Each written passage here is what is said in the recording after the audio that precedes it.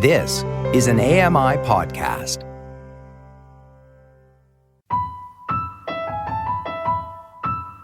I am no bird, and no net ensnares me. I'm a free human being with an independent will, which I now exert to leave you.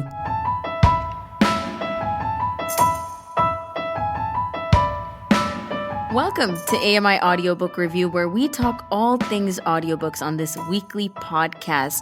And starting with a quote, of course, March, we're celebrating women all through Women's Month. I'm not even sure if that's official, but that's what we're calling it. And in light of International Women's Day on March 8th, let's celebrate and recognize women in literature. This quote that you just heard is by Charlotte Bronte from Jane Eyre, classic literature and classic quote and classic women's perspectives in this fictional tale of Jane Eyre. But of course, there's a lot more quotes to come and lots more to reflect back on from the first few weeks in March. So we are just going all in with this theme, of course. Later, we'll talk more about a novel that was written by a female author that encompasses just so much. Okay, but pause there because I will go on a rant like I did last time. Nisreen Abdelmajid is joining me. I'm Ramya Amuddin for today's episode. And let's take a look at the CELA homepage because that's where we like to start. CELAlibrary.ca is where you go for this. And under the featured titles category or heading, we have The Red Palace by June Her, Historical Mysteries for any of you guys interested in that. Unprotected by Billy Porter, actor's biography and getting rave reviews. The Midnight Hour is the final one of the featured titles by Ellie Griffiths, and this is a suspense and thrillers. We went through all three books already here on the show under the pause or play section, which we love to have here. And so if you want to go back and hear some of the synopsis, do recommend and encourage you doing that. And Nisreen, without further ado, let's chat about what's trending. Yeah, so in honor of Women's History Month, to continue this conversation, Audible.com gathered a selection of listens that highlight women's achievements throughout history. We start with My Body by Emily Ratajkowski. Next up, The Glass Universe, How the Ladies of the Harvard Observatory Took the Measure of the Stars.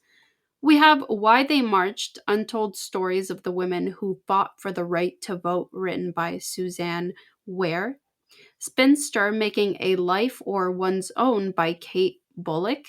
And a couple more audiobooks related to fighting to vote. There was actually a few more. And I have one more I wanted to mention on this list is The Three Mothers, How the Mothers of Martin Luther King Jr., Malcolm X, and the James Baldwin Shaped a Nation. I recommend these deep, powerful books that recognizes the amazing women who are making a lasting impact in our country. And just like the last one I recommended, these made history. These women made history. And that's such an important thing to bring up for International Women's History Month. Hearing about mothers. Are you digging it? Right? Yeah. Yes, absolutely. Absolutely. And hearing about mothers, especially mothers in history, right? We tend to kind of overlook the aspect of how people in history were raised. If not overlooked, just, the complete opposite, which is deep delving into that and their childhood and the way they were raised. But that is great because, huge entities, icons in our society, in our history, and in social justice, to be honest, like Malcolm X and who else did you say was mentioned there? It was Martin Luther King Jr. and James Baldwin. Yeah, so huge men in history, and then to look back at the roles that their mothers played is probably going to be very, very eye-opening. For me, I love to hear things on a psychological level and look back at that and say, I wonder what role these women played in that sense for these men to become and so become stamped in our history. Yeah, so you would read some of these books to look at the history. See, I agree with you. I want to know more about our history, especially what these women fought for. These women who fought for our freedom right now. I mean, we fought for so much and we're still fighting for so much, but Mm-hmm. the history matters when it comes to women's achievements.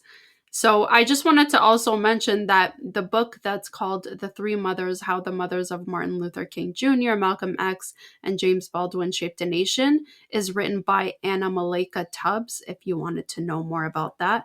So again, audiobooks.com. There's so many more books to look at, looking at our history for these powerful women who are making a lasting impact in our lives. So, yeah.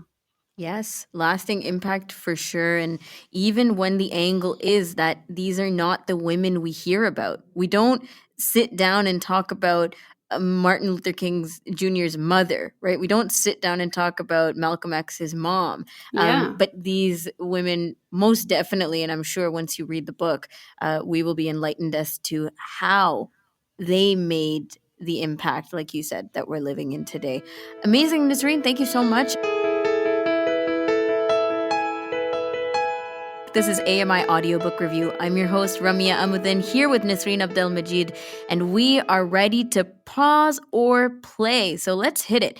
The book that we're going to be discussing is Maid by Stephanie Land, and it was released in 2019. It's been pretty huge as a Netflix special limited series, if you've caught it there. But let's talk a little bit about the book. At 28, Stephanie Land's plans of breaking free from the roots of her hometown in the Pacific Northwest to chase her dreams of attending university and becoming a writer were cut short when a summer fling turned into an unexpected pregnancy. She turned to housekeeping to make ends meet, and with a tenacious grip on her dream to provide her daughter with the best life possible, Stephanie worked days and took classes online to earn a college degree and began to write endlessly. She wrote the true stories that weren't being told, the stories of overworked and underpaid Americans, the stories of living on food stamps and coupons to eat, of the government's programs that provided her housing but that doubled as halfway houses, the aloof government employees who called her lucky for receiving government influence, but she didn't feel lucky at all. She wrote to remember the fight to eventually cut through the deep rooted stigmas of the working poor. And Maid explores the underbelly of upper middle class America and the reality of what it's like to be in service to them. Her compassionate, unflinching writing as a journalist gives voice to the quote, servant worker of pursuing the American dream from below the poverty line. So here we go around the table. Nazreen, would you press pause or play on Maid? I would press play. I've said it before. I love these deep stories that really tell a real raw backline to history, and I feel like it touches on that. So I would definitely put play. Definitely storytelling. And Jacob, over to you. Pause or play? I think I'd have to say I'd press pause on that, to be honest. It's just not typically the kind of book I read. Mm. I don't typically like books that take place in like a contemporary setting and don't have any elements of fantasy or sci-fi. It's just I live in a contemporary setting. And like when I read a book, I want to be taken away somewhere. Now, it does sound really interesting, so say I was stuck somewhere, I would definitely read that book. That's understandable. That's understandable. Everybody has their taste. Okay. No, I like that conditional play. I would definitely press play. I have watched the Netflix special, so it's not typical for me to go back after watching the TV show and then saying, "Oh, you know what? I might want to pick up the book," because it is always the book first, right? That's what I recommend, just generically. But this book seems to have a lot of depth in the stories. And it kind of interests me because I've been going on this streak of reading memoirs that, she would diary her whole experience, journal her whole experience throughout being a maid, and then saying, wow, I got through that. Now I'm here. And so listen to what I've been through. That's just interesting. And then, of course, speaking of interesting, hearing about the people's homes that she cleaned, hearing about what they went through, their personal stories, their woes, and all of that sounds like juice. It just sounds like a lot of spilt tea. So I love pressing that. play on this. The tea is the spilled tea is what's important at this point. Yeah, it is. It plays an aspect for sure. That's, of course, Made by Stephanie Land, and this is available in human narrated audio on Sela Library. I feel like I should be telling you guys when that is an option if you're a Sela user. So we're going to go back to hearing the voice of our guest today, because we love to check in with avid audiobook listeners on the show, opening up the space to review, discuss, recommend, browse, conceptualize, and reminisce on audiobooks. And we're meeting Jacob Shymanski, AMI audio technical producer here. And you have this huge appreciation for audiobooks. So welcome to the show and thanks for coming on. I'm happy to be here. Thanks for having me. So you want to, is it going to be a hard one? Okay, ready? You want to describe your audiobook listening habits in one word? We got a bit of the taste of that when you said what you wouldn't press play on. Disciplined. Disciplined. What? Wow. Okay, follow-up question. Describe. Describe that. Describe. In the sense that I read one book at a time, and every time I sit down, I have to finish the chapter. No exceptions. I can't stand being a little all over the place in that sense, if that makes sense. Wow. No wishy-washy, just straight up. Did this come from school days? Like, did that just seep in? I'm typically not a very disciplined person, to be honest, but when it comes to audiobooks, there's no messing around. It's just like there's something that just seems so wrong to me about leaving a chapter halfway through. Right. And that's if you put yourself in the perspective of having read something that you weren't into, do you just put that book down, or do you, nope, I gotta finish the chapter, gotta finish the book? Oh yeah, I definitely finish the books that I start. I can't remember the last book I didn't finish. Wow. So the next question I had for you, which is going to be interesting to think about it now, because you're talking about discipline and this rigidity of like, how to read your audiobooks. Do you associate reading with vacationing and like pleasure reading? Oh, that's a great question. Yeah. Well, I haven't gone on vacation in so long because of, I won't say the word, but because you know what? What's vacation again? yeah, what is that? No, I can't say I do, because I just read books all the time, and I don't really change the type of books that I read when I do go on vacation. So I'm gonna have to say no to that. Okay.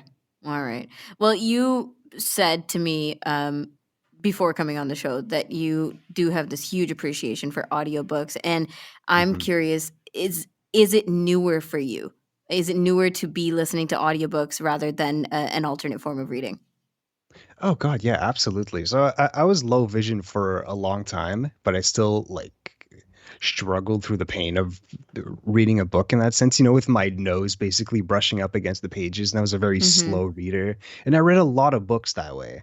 But switching to audiobooks like about 5 years ago or so, I was getting through books so much faster and just getting so much more out of it. And because I was reading in a much smoother way, I just got so much more out of it. So yeah, they are a new thing to me, and it's really what kickstarted my love of books, to be honest. Oh, that's so honest. Before I don't say this a lot, but I barely read. When I was younger, I would actually fake read. Full disclosure. I would fake read during those challenges that you'd get at school. When you're trying to be encouraged to read as a young person, and they tell you, read this. If you can get through 5 books, then you get this prize, and 10 books is this other more upgraded prize, and that kind of thing. And my grade 5 teacher was a huge fan of that. We would do daily reading, and I would say, I'm not going to get through any of these books. I'm not even going to get through the first book. So I'm going to have to fake read it and then just get the prize that way. So I really do appreciate saying it made me love books to listen to audiobooks. So you were the type of person that went on the internet on Sparks Notes to find totally. the general plot 100%. of a book. I'm pretty sure it was high school by the time I actually said, yeah, maybe I should read a book in real life. It's a confession. I mean, Sparks Notes exists for a reason, right? Yeah, that's true. Yeah, that's exactly. true. For people who don't want to read Harry Potter but want to know what exactly happens so they can take part in the conversations with me, stuff like that. No, that's bad. But Jacob, so do you have a recent obsession? Now, you mentioned fantasy and not taking on contemporary environments and time frames. So is that always been a thing for you, or is there something recent? That's been kind of a recent thing. Like in the past 2 years, I've always been tackling like these big fantasy series. The recent obsession has been The Wheel of Time, which Amazon did an adaptation. They released the first season of that adaptation just a couple months ago. It was okay, but that made me want to read the books, and I read the first 6, which each of them are like 800 pages or so, and there's Wow. I think 15 books in the series. But I read the first 6, and it feels ridiculous that I can't talk about them because I haven't finished it yet, because I've read like 5,000 pages. Like, how can I Right. not talk about it? But I've been obsessed with that one. It's been super awesome. But I think, like I said, what I like about fantasy is that it just takes you somewhere new, and that you can't take anything for granted. Like, everything about the world, everything about the culture, everything about the way things are done is different. And that can Mm-hmm. add up to new types of plot lines that can be introduced, new plot elements. And how about the building of the fantasy worlds? I know, and we've had several guests on the show too, by the way, who are like super nitpicky, joining all the communities online and talking about the actual build of that fantasy. I've heard of apparently maps and, visual graphics being made to represent what exactly is going on. Yes. So it can get pretty deep, yeah? Oh my God. Yeah. I've seen some forums with like deep, like heated debates on if you need to read a book with a map.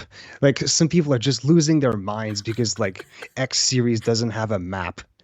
And it's like, I can't understand anything. There's no map. But like, I mean, to be fair, Exactly. some of these series literally have 20 factions, like 20 countries or whatnot, and like they like to situate themselves. But I'm blind, so I have to make do.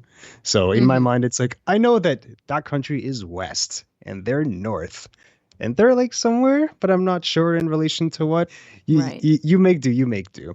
But no, there's all You sorts make of do. elements that people debate about. Like in fantasy, there's always a debate on like soft magic systems and hard magic systems, where if one is very rigid, as you could imagine, and the other one is more like Harry Potter's a soft magic system where they don't really Mm. explain it, but it doesn't matter, you know? Yeah. But does that leave room for more debate though when it's a soft magic system? Because you're saying something could be a counter note to something else, Oh my someone's God, does it perspective. ever leave room for more debate? That's all it does. Exactly.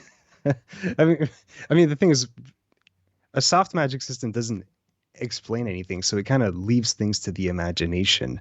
And then people debate like, okay, I think I figured out how it worked, but like Yeah. the author never explains explicitly how the They magic didn't system want to get works. into it. No, exactly. It's kind of like a They, MacGuffin. it's more fun left to the audience that way. Exactly, and I think that's something good authors will do, is they will leave things to the imagination, and our imagination is always the best storyteller. Right. Right. And we've gone this far without me asking you though, how important is it for you that a narrator performs during an audiobook? Because with fantasy, I find a lot of it is just, I want to be convinced that I should be listening to this, paying attention. You know what? I'm not super picky about narrators, but maybe that's just because I've gotten really lucky with good ones. Like, I can't remember the last Okay. time I read a book and I was like, oh, this narrator is terrible. I have heard some narrators that really go into it with the different impressions and voices, like especially in fantasy, because they're not just doing humans, they're doing like Yep. 8 foot Do you like that? ogres. It depends if it's done well. Hmm. I like that. I, I feel like it helps me imagine it more. That's what I'm saying. Like, bring me right into the world. Don't leave any room for Yeah. me to think, oh, am I still out here in 2022 or like what's happening? Exactly. Something I thought was really cool. I mentioned that I've been reading The Wheel of Time. The Hmm. audiobooks are narrated by a husband and wife duo, Michael Kramer and Oh. Kate Redding, I think. Yeah, and they've done all 15 books. And those books have a whole bunch of different point of views, and they're pretty much equally split between male and female point of views. So Kate does the female point of views, and Michael does the male ones, and it's awesome. It works really, really well. Wow, that's incredible. Okay, thanks for shouting that out. And you said that duo you can find on Audible? Yeah, they're on Audible. They're like the perfect. definitive audio version of The Wheel of Time, yeah. Okay. All right, now let's get to another formal recommendation that you have for us. Oh, this is formal. Yeah, we'd like to hit people with, one formal, one informal, and however many in between. All right, so I'm recommending The Count of Monte Cristo by Alexandre Dumas. Now, this one isn't typically the kind of book I listen to. It's a historical fiction adventure story that was released in 1845. It's a classic, but it's still super readable, and it's super surreal to be reading a book that was written in 1845 and to genuinely relate with the characters. It just shows you that like the human condition really hasn't changed, just everything around us, right? These people are still humans, like we haven't changed. So, but no, deep down, it's a story about revenge, where an up-and-coming sailor gets framed by a group of conspirators, and he spends 14 years in prison, and when he leaves, he spends his time exacting his revenge on the people that wronged him. And he becomes, through a series of events, super wealthy and fueled by a revenge, and he becomes like an almost like mythical figure, like supernaturally powered by his revenge. And because he's super wealthy and super intelligent, he speaks like 7 languages. He goes across Europe developing these elaborate revenge plots, and it's just super satisfying. It's not the deepest, most thought-provoking book, but it makes up for that by being so much fun. And right. Just out of curiosity, is this written in first person, or are you hearing everything the character has to think? It's an omniscient narrator. And okay, so still that works out. Yeah, because I mean, so much of this, I feel like the depth would come from why, right? Why the vengeance? Why so aggressive about it? Why it's so huge to make up the whole theme of this thing. Oh yeah, no. Like I said, it's not exactly the deepest, most thought-provoking book. It's just you're just supposed to like. Just enjoy the revenge because it's awesome, and everyone who wronged him is just a jerk. And there's no other way to look at it. And it's an absolute brick of a book too. It's like 1,200 pages. Like, I think the version I listened to was like 40 hours. Did you listen to anything else by this author? Alexandre Dumas? No, he's the one that wrote The Three Musketeers, which I've never gotten around to. But oh, okay. Everyone's heard of that one. Yeah, and I was going to say, now we got to do the comparisons between this one and that one. Yeah, that's right. It's interesting. This book was actually originally written in French.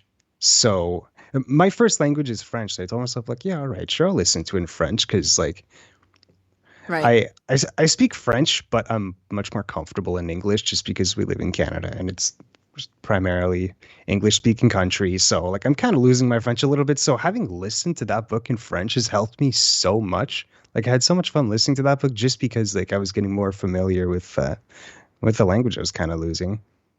That's incredible. See, and now you bring this up right when we're about to send you off the show, which means we must have a follow-up conversation about that because language is huge. And so many of the books, that we may be reading are either translations of or have been translated to because they're classics, right? And I don't know if it makes a difference if you don't know the other language.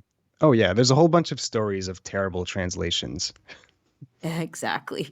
Which is, Jacob, another conversation for another episode. But thank you so much for coming on here. And I'm going to call this the initial conversation with you because we got to get you back on here. We'll talk to you soon. I'd be happy to. Thanks for having me. Jacob Shymanski, our audio technical producer, one of here at AMI Audio. And that's it for this episode of AMI Audiobook Review. We'll catch you next week. And until then, happy audiobook listening.